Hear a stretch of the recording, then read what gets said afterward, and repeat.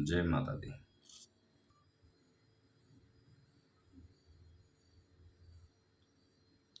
आज आपको जो कथा सुनाने वाले हैं वो देवता का गर्व दूर करने के लिए तेज पुंज रूपणी उमा का प्रादुर्भाव। कृपया ध्यान से सुने। ये 5वीं कथा है। मुनियों ने कहा, संपूर्ण पदार्थों को पूर्ण ज्ञाता सूजी भुवनेश्वरी उमा के जिनसे सरस्वती जी प्रकट हुई थी, अवतार का पुनः वर्णन कीजिए। वे देवी पर ब्रह्मा मूल प्रकृति ईश्वरी निराकर होती हुई भी सकार तथा नित्यानंदमयी सती कही गई है। सूत जी ने कहा, तपस्वी मुनियों, आप लोग देवी के उत्तम एवं महान चरित्र को प्रेम पूर्वक सुने, जिनके जानने मात्र से मनुष्य परम गति को प्राप्त होता है। एक समय देवता और दानव में परस्पर युद्ध हुआ। उनमें महामाया प्रादुर्भाव देवताओं की जीत हो गई। इससे देवताओं को अपनी शूरवीरता पर बड़ा गर्व हुआ।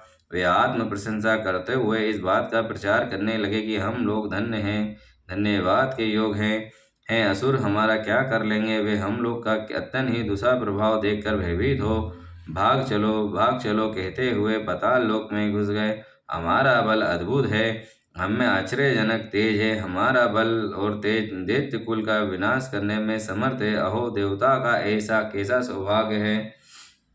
इसी प्रकार वे जहाँ तहाँ डींग हाँकने लगे। तंतर उसी समय उनके समक्ष तेज का एक महान पुंज प्रकट हुआ, जो पहले ही कभी देखने में नहीं आया था। उसे देखकर सब देवता विस्मय से भर गए और वे रूधे हुए गले से परस्पर पूछने लगे कि ये क्या है, ये क्या है। उन्हें यह पता नहीं था कि ये श्यामा भगवती उमा का उत्कृष्ट प्रभाव है, जो देवता को अभिमान चूर्ण करने वाला है। उस समय देवराज इंद्र ने देवता को आज्ञा दी कि तुम लोग जाओ और यथार्थ रूप से परीक्षा करो, ये कौन है। देवेंद्र के भेजने पर वायुदेव उस तेज पुंज के निकट गए। तब उस तेजो रोशनी से उन्हें संबोधित करके पूछा, अजी तुम कौन हो। उस महान तेज से इस प्रकार पूछने पर वायु देवता अभिमान पूर्वक बोले, मैं वायु हूँ, संपूर्ण जगत का प्राण हूँ। मुझे सर्वाधार परमेश्वर में ही स्थिर जंगम रूप में सारा जगत ओत प्रोत है। मैं ही समस्त विश्व का संचालन करता हूँ। उस समय महातेज ने कहा, वायो, यदि तुम जगत के संचालन में समर्थ हो तो ये तृणा रखा हुआ है, इसे अपनी इच्छा के अनुसार चलाओ तो सही। यह तब वायुदेव ने भी सभी उपाय करके अपनी सारी शक्ति लगा दी, परंतु तिनका अपने ध्यान जरा सा भी हिल भर भी नहीं हट पाया। इससे वायुदेव लज्जित हो गए और वो चुप हो इंद्र की सभा में लौट गए। अपनी पराजय के साथ वहां का सारा वृत्तांत उन्होंने सुनाया। वे बोले, देवेंद्र, हम सब लोग झूठे ही हैं, अपने सर्वेश्वर होने का अभिमान रखते हैं, क्योंकि किसी भी छोटी वस्तु का भी हम कुछ नहीं कर सकते। तब इंद्र की बारी बारी से समस्त देवताओं को भेजा। जब वे उसे जानने में समर्थ न हो सके, तब इंद्र स्वयं गए। इंद्र को आता देख वह अत्यंत ही दूसरा तेज तत्काल अदृश्य हो गया। इसमें इंद्र को बड़े विस्मित हुए और मन ही मन बोले, जिसका ऐसा चरित्र है उसी सर्वेश्वर की शरण लेता हूँ। साहस नेत्रधारी इंद्र बार बार इसी भाव का चिंतन करने लगे। इसी समय निश्चल करुणामय शरीर धारण करने वाली सच्चिदानंद स्वरूप रूपिणी शिव प्रिय उमा ने देवता पर दया करने का और उन्हें गर्भ भरने के लिए चैत्र शुक्ल नवमी के दोपहर में वहां प्रकट हो गई। बोलो उमापति महादेव की जय। बोलो अम्बे माते की जय। जब से चैत्र नवरात्रि की कथा चालू होती है, ध्यान से सुने।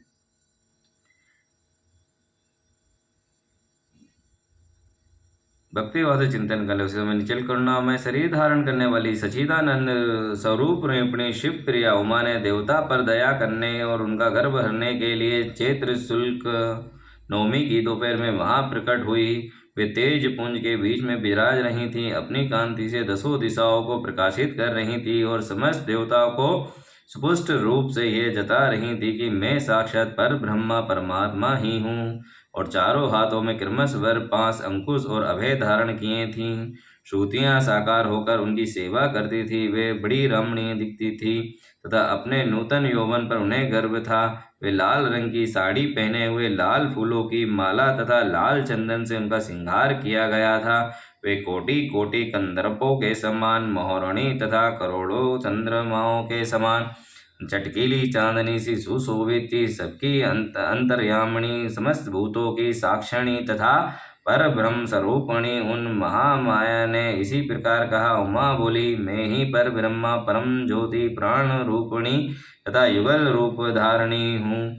मैं ही सब कुछ हूँ, मुझ में भिन्न पदार्थ नहीं है। मैं ही निराकार होकर भी साकार हूँ, सर्वत तत्व स्वरूपिणी हूँ। मेरे गुण अत कर हैं। मैं ही नित्य स्वरूपा तथा कार्य कारण रूपिणी हूँ।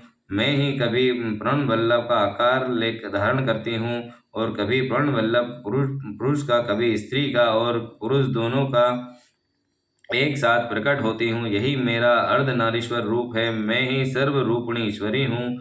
मैं ही सृष्टिकर्ता ब्रह्मा हूँ। मैं ही जगत पालक विष्णु तथा मैं ही संहार करता रुद्र हूँ। संपूर्ण शिव विश्व को मोह में डालने वाली महामाया मैं ही हूँ। काली, लक्ष्मी और सरस्वती आदि संपूर्ण शक्तियाँ तथा सकल कलाएं मेरे ही अंश से प्रकट हुई हैं। मेरे ही प्रभाव से तुम लोगों ने संपूर्ण देवताओं पर विजय पाई है। मुझे सर्व विजयानी को न जानकर तुम लोग व्यर्थ ही अपने आप को सर्वेश्वर मान रहे हो। जैसे इंद्रजाल करने वाला सूत्रधार कठपुतली को नचाता है, उसी प्रकार मैं ईश्वरी ही समस्त प्राणियों को नचाती हूँ। मेरे भय से हवा चलती है, मेरे भय से अग्निदेव सबको जलाते हैं तथा मेरे भय मानकर ही लोकपाल पालन निरंतर अपने अपने कर्मों में लगे रहते हैं। मैं ही सर्वदा स्वतंत्र हूँ और अपनी लीला से कहीं भी देव समुदाय को विजयी बनाती हूँ तथा कभी दैत्य को माया से परे अविनाशी परात्पर का धाम श्रुतियों वर्णन करती हूँ। यही मेरा रूप है। ये सगुण और निर्गुण ये दो मेरे प्रकार के रूप माने गए हैं। इसमें प्रथम माया युक्त है, दूसरा माया रहित है। देवताओं के ऐसा जानकर गर्व छोड़ो और मुझ में सनातनी प्रकृति प्रेम पूर्वक आराधना करो। देवी के करुणा युक्त वचन सुन देवता भक्ति भाव से मस्तक झुकाकर उन परमेश्वरी इसकी स्तुति करने लगे। जगदीश्वरी, क्षमा करो, क्षमा करो, क्षमा करो। परमेश्वरी, प्रसन्न होइए, प्रसन्न होइए, प्रसन्न होइए। हे माता, ऐसी कृपा करो, ऐसी कृपा करो जिससे हम फिर कभी हमें गर्व न हो।